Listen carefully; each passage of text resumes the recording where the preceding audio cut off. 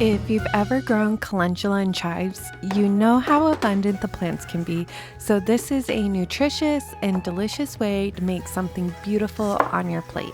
I'm using the Homestead and Chill sourdough focaccia recipe with a few tweaks to make it to my taste. Brown rice flour is one of those tweaks. I also use 11 grams of Himalayan salt versus the recommended 9 grams because I'm a salty bitch. I've made this bread a lot, and I've noticed that because I use the brown rice flour versus wheat flour, the dough is pretty wet for an already wet dough. But as I do the stretch and folds, the dough tightens up. On the second set of stretch and folds, and for each set of stretch and folds after the first, I dust the top of the dough with turmeric. I never really measure it, but I can say that you just want to sprinkle enough so that it lightly covers the top of the dough. The goal is to fold in the turmeric with each dusting, which will give the focaccia a gold marbling in the finished product.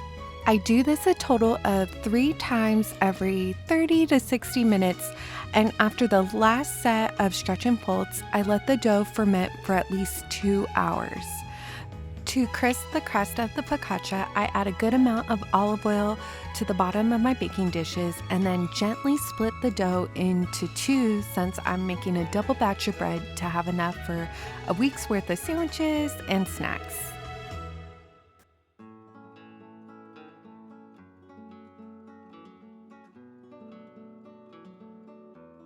I gently stretch the dough to fit the pan, and I love how you can see the gold marbling of the turmeric. For me, it's all about not overworking the dough so the swirls create an aesthetically pleasing bread, since I'm a foodie that eats with my eyes first. After fitting the breads to the pan, I let the trays ferment overnight at room temperature until the morning when I can top them with extra ingredients. This is my kitchen garden where I grow lots of different things to feed my body and soul. I come here to nourish both, and I couldn't be more thankful for this space. For the bread I'm making today, I'm harvesting the green tops of garlic bulbs I'm growing, calendula, common chives, and garlic chives, since they're all in abundance for me right now, but of course any seasonal flowers and herbs would work great.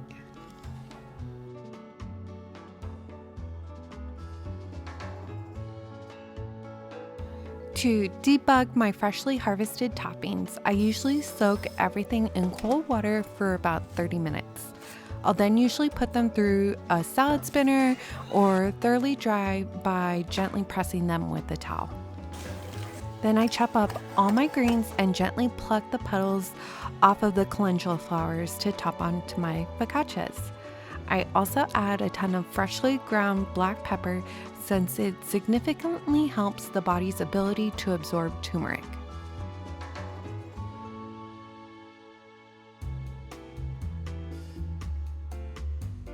Gently pressing the toppings into the focaccia is such a fun little to-do my daughter loves to help me with.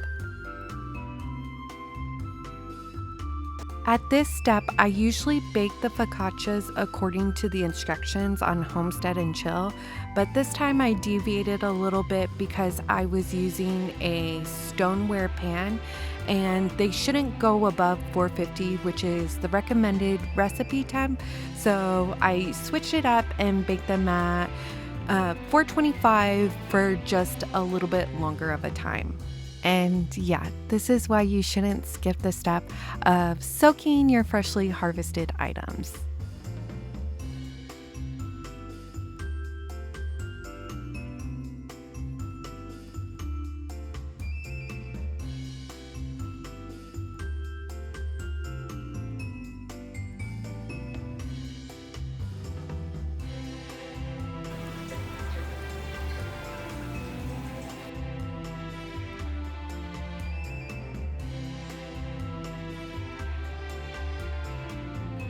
Do you want some?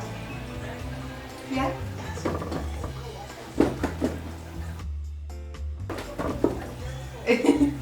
The best part of this process has to be the taste testing. And if you've never had sourdough focaccia, I highly recommend you try this recipe.